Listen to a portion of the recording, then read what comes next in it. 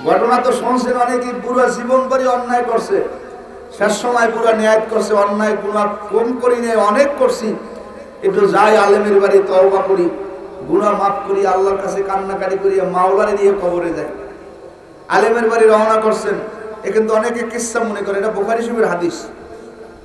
আলেমের বাড়ি যাওয়ার সময় আলেমের বাড়ি মনে করেন ধরান্দি, যাইতে যাইতে কাশিপুর বইয়া মালাকুল মাদার যায় জান কবজ করে বলেছে।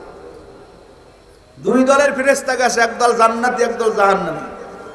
জান্নাতি ফেরেশতারা কয় সুযোগ নাই, কয় কি, বলে এখন দেরি করা যাইবে না, খুব তাড়াহুড়ো করিয়ে তাকে জান্নাতে নিয়ে যাইতে হবে। কেন? বলে এই জান্নাতে এই জন্য নিয়ে যাব, এই লোকটা তওবা করছে, নিয়ত করছে আল্লাহর ওলির বাড়ি যে তওবা করবে। আর আল্লাহ পাক বলেন ইয়া আইয়ুহাল্লাযিনা আমানু তুবু ইলাল্লাহি তাওবাতান নসুহা। এ বান্দা বান্দি, তোমরা যদি তওবা করো নসুহার মতো, আমি আল্লাহ পাক রব্বুল আলামিন তোমার জীবনের সব গুনাহ মাফ করে দেব। জোরে বলো সুবহান। জাহান্নামের ফেরেশতারা বলে পাগলায় নিয়ত করছে কিন্তু তওবা তো করতে পারে না, এরে নেওয়া লাগবে জাহান্নাম। দুই দলের ফেরেশতার মধ্যে একটু মোটামুটি সমঝোতার অভাব। আল্লাহর কাছে গেলেন, আল্লাহ পাক তো বান্দার দিকে দয়াশীল।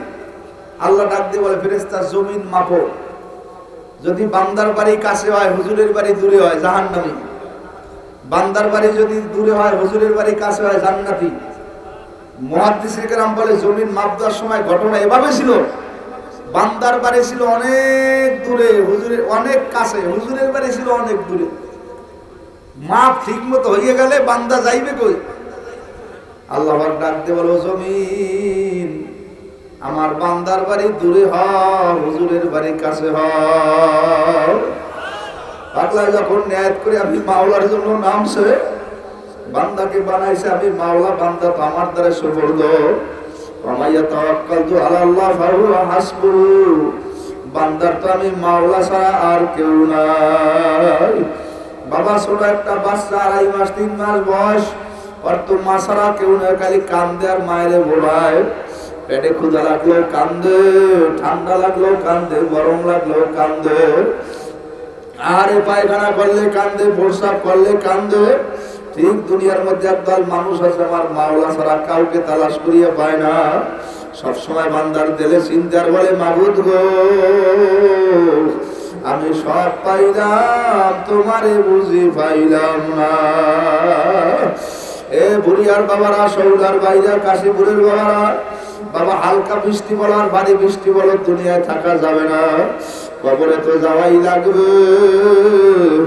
আজকে যারা মারা গেছে তাদেরও জানাজা হয়েছে, কালকে যারা মারা গেছে তাদেরও কবর দেশে।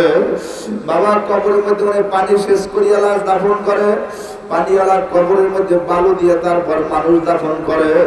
মরিয়া গেলে যখন কবরে শুকনা হোক আর ভিজা হোক দাফন করবে।